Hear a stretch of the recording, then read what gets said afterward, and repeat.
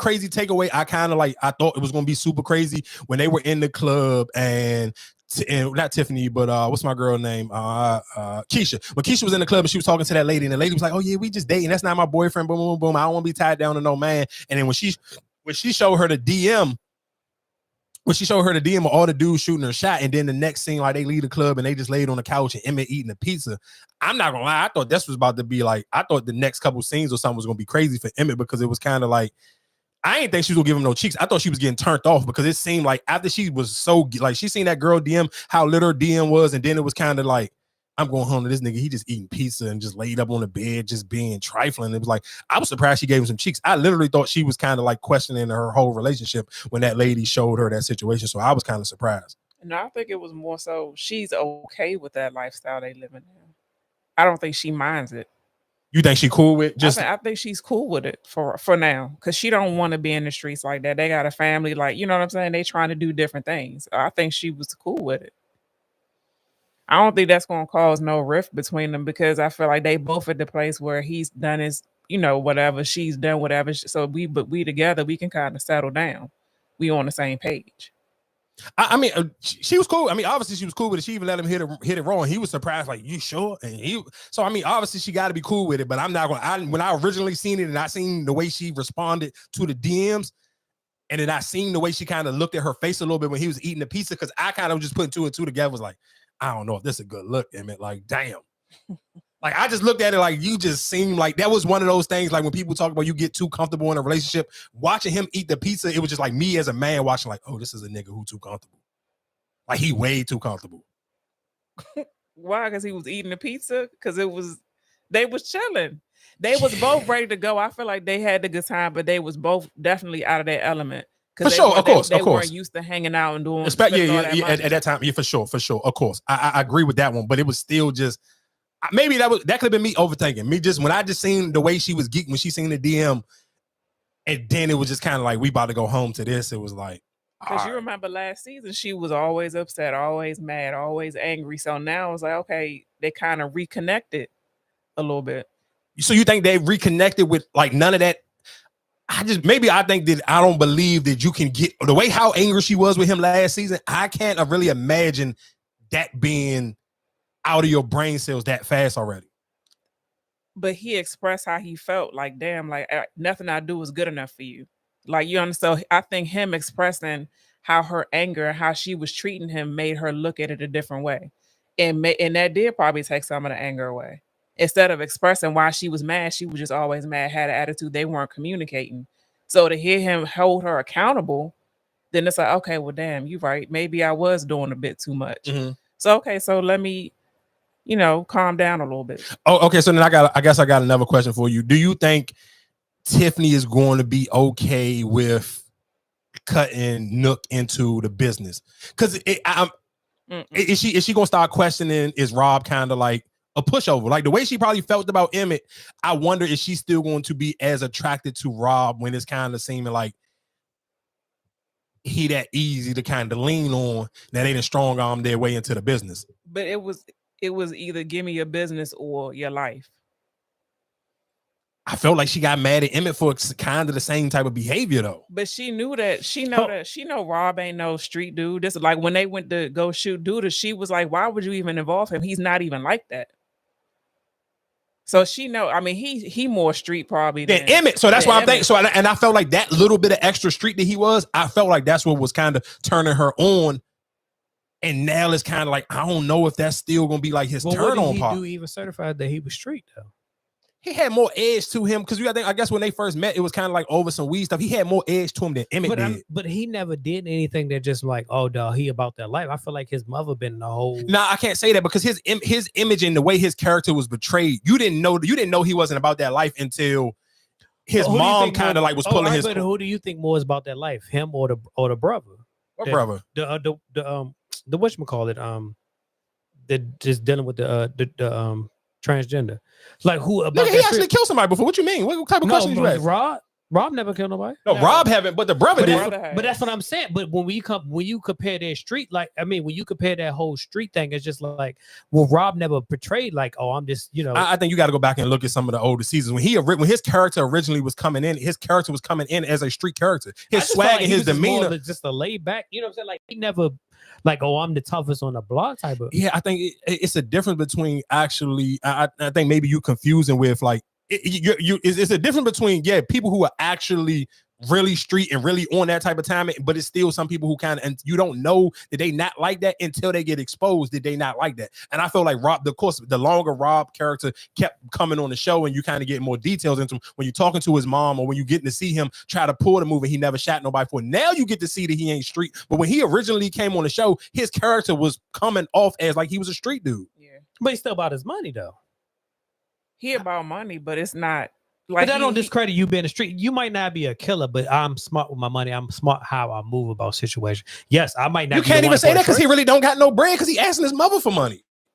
His mother funded probably a lot of that. Yeah, a lot of that. Okay, so that's what you're saying is I'm starting to see that you was never the street runner. It was your mother who you was really just running it for. No, you wasn't even running it for your mom. You was just kind of you probably just a dude who smoked weed and you may have sold a little bit of weed off and on. But if I have a cushion, if my mom is my cushion, my safety net of where I can get bread from or where I'm living at, she paying for these places, I can portray like I'm getting money in the streets where it's just like, even like the kids do it nowadays, not saying kids, but dudes in their 20s where they may really be busting bank moves, but they still hang outside on the block like they got this money from trapping. And ain't nobody, if you ever been outside trapping before, then nowhere in hell you're going to have all big face bills and you're going to have all clean money wrapped in rubber bands and all that stuff. So people who actually been outside before, like, all right, this bank money, this not street money. Because if you outside trapping, you're going to have ones, loose 20s, loose 10s, loose 5s. So for him, it's like, you get to see now more that his character not really like that. But at first, when his character first came on the scene, he came off like he was one of the dudes.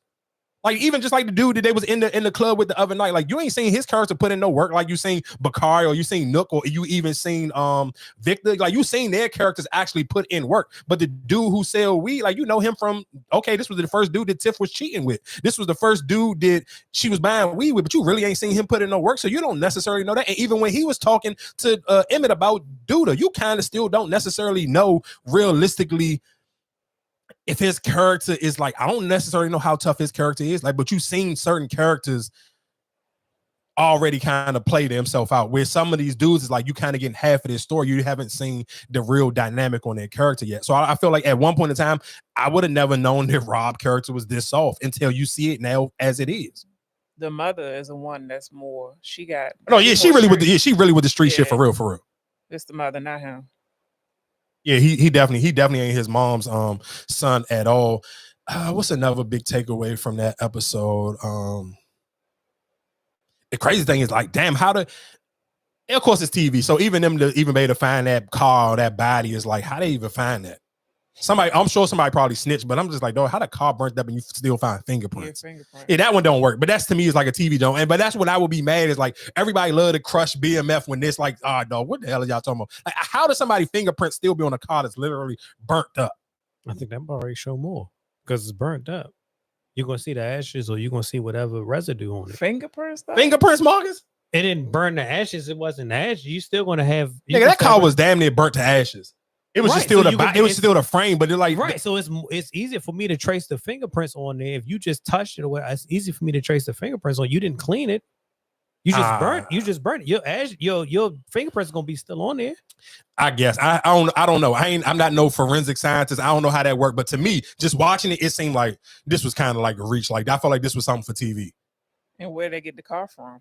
Exactly. How did you know exactly? Let me go to this car. It was in the compound. Like unless I'm sure it's gonna probably play out. Somebody probably realistically snitched on him. I'm sure. Like even when Duda got that call when he was out at the restaurant, I'm sure somebody probably called him like, "Hey, that move that we pulled on Victor, it went through." And that's gonna be a tough one. It's gonna be like, yeah, I don't even know how he gonna. I do want to see how that's gonna play out. Like I'm sold on that storyline. Let's figure out how Victor gonna kind of get that one. And shout outs to my man off the Smart Guy. I forgot what his name is on the show. Jason Weaver. What's his name on the show though? Rashad. Yeah, shout outs to him. He got what's that lady name who on that? Is that I ain't gonna say it's not Angela Bassett, but no, Lynn Whitfield. Yeah, shout outs to him for getting her. I don't, and I'm trying to. The crazy thing is, I feel like angle. Of course, I know. That's exactly what I was thinking. I'm like, all right, she gonna give him some cheeks and gonna get him. She probably figure out this nigga homeless. He probably ain't got nothing really going on. I'm gonna get him pussy whip and I'm gonna have him crash out for me. Yeah. Because that's what she's like. Oh, you was in jail. Like, that probably a light bulb went off in her head. Oh, this is a jail nigga. He probably trying to get like I can probably get him to do whatever because he didn't already been in jail before. So I do feel like she gonna give him some pussy and she gonna kind of realistically figure out a way to kind of play mind games with him. I do like the fact that he tried to get his girl back, but she just wasn't rocking. Yeah, that was a tough one. He want her back? Yeah, because he didn't. He want her back. He want her back because he didn't mean. Yeah, he didn't mean to send that text message. He did, but not to her. To her for sure. Yeah, the way he got caught, he ain't mean to. And the crazy thing is, though, he still he'll keep keying and kicking it with this man, with this dude, and he literally was cheating with his girl. Of course, it wasn't her girl yet. Like he didn't have her yet, but that's crazy that you never. This your man. Y'all having like brother meetings or these mental health conventions, whatever y'all doing. And you ain't never come out and just tell this man like, hey, I slept with your girl before. That to me is crazy. Because when that story come out, I'm sure that bald-headed man, we seen him get whooped by Duda, but I don't necessarily think he gonna sit here and take that easy. When he ever find out did Rashad slept with his girl, I can't see him just rocking and allowing that to go. Like it's nowhere in here. Can I ask you, how can that conversation really come out? If you never knew, I didn't know that y'all was dealing, or y'all even got a thing now. How can that conversation, oh yeah, I used to deal with her back in the day. Like, how can ain't no back in the day. You had a one night stand with my girl, dog. He know, but it wasn't your girl at the time when I had that one night stand. So what? But you still here smiling at me every day, and you asking me. You ain't even keeping it a buck with the nigga when he asked you, "Oh, if you don't mind, what happened? Why y'all break up?" You didn't even want to tell me because you know for a fact he was with my girl. But I'm asking you as a man, can you just be open? Oh well, yeah, I did hit Shorty back. If that's your real friend, yes. But I'm saying, but do they really have a friendship? Nigga, they in these meetings every goddamn week together. What you talking about? No. I feel like he has a more friendship with everybody else. I don't have a friendship with you though. I don't even know you for real. You in this because of whatever, blah blah blah. But I can't sit here and share that information. I'm not gonna share that information with you. I just met you. Maybe 2 sessions. But that's why even what you just said. But even with him and Victor was like, "Damn, dog, why you ain't tell me?" He didn't tell him either. Like, why you didn't tell me? But that's like, because that wasn't a real thing. They wasn't really together. But but that's it still. So he's like, okay, if it wasn't real, then why you didn't tell me? Why would you try to hide it for? But that's what I'm asking you, just as a man. It's just like, all right, I dealt with you, right? But then I see you with him. Are you that open with somebody who is not your friend? Like really your friend who you talk to on a regular basis, like, oh, well, I used to deal with her. Y'all in these meetings. I get what y'all saying. Yeah, if we not real friends, but y'all in this meeting every week. Yeah, like, y'all supposed to be trying to build some type of bond. But how would you tell them? We in this meeting every week, right? But I hear you talking about her, how you feel about her. Why would I sit here and tell you about we had a one night stand? So then my question is, okay, if you feel like that way, then why did you send her? You try to send her that text. You knew that was my girl when you sent her that text. You knew that y'all slept together before we was in a relationship, but when you sent that text, you knew we was in a relationship. But even with him, no. But off of him, I know with him, he's chasing love and he's chasing the feeling, and he just want to feel like I want to be loved type of situation. That's just him being vulnerable because he been locked up and now he just whatever makes him feel the type of way, he gonna go for it. But I'm just saying, as the man, would you just sit here and open up? We in a meeting. I'm just like, oh yeah, I seen your shorty. I used to fight. I get what you're saying. Me personally, I wouldn't. But to me, the way that meeting is supposed to be structured and the way they supposed to be intimate and honest with each other and letting each other know what they're going through, I just feel like that's super shady that you literally having a meeting with this man all the time. And the reason why you're not in a relationship with your girl no more because you was trying to send a text to his girl. To me, that just seemed foul, dog. Who was the other? It was somebody else in there. It's somebody else in there that's holding back, right? No, that's it. It's just them. It's just them. Yeah. Because the father. It's the father. It's Victor. It's Vince Mensa, and it's the dude who worked with Victor, and that's it. I felt like it was somebody else that was holding something too. No, and Bakari in there. That's it. Okay. Yeah. I feel like it was somebody else in there was that's holding a secret too. That's it. Just that. That to me, that's the only. And I mean, like I said, as a man, I kind of understand why you might not share that information because it's like I hear how you spinning. It's like, damn, could I even drop that on you, or can I even come to you like, well, I did hit that because I'm gonna crush you because you really love this chick and that's who you hit over here with. Can I say, oh, well, damn, I popped that joint one time. you don't know how he gonna take it. And that's Yeah, why I don't know how he gonna take it, but that's not. I mean, still, because I feel like he got more invested into her, and she's just like, all right, it was just a one-time thing. You might got more feelings involved, and that's how you feel it. I mean, I guess I don't necessarily know, but I think that's kind of weird. I mean, it is a group where they supposed to be open. And it is supposed to be open, but it's just like, damn, can I be that open to you? I mean, I guess I don't know. I hear you, but that's a rough one. I ain't gonna lie to you. That's gonna be a rough one. I do want to see how that storyline, because it's gonna eventually come out. It's too many people to kind of know about that story for it, because even at that time when they was at dinner, I felt like the lady wanted to say something.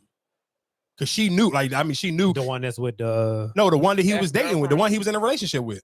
When they was at that, I can't remember when they was at that dinner, and it was all of them as a couple. When it was the bald headed dude, Joma father. I mean, Joma, her father, and his girl, and then it was Emmett parents, and then it was him. You could, I mean, it was him and that lady that he cheated on. She felt like she wanted to say something. I'm 100% positive. Before this season over, somebody gonna tell that man that he slept with his girl.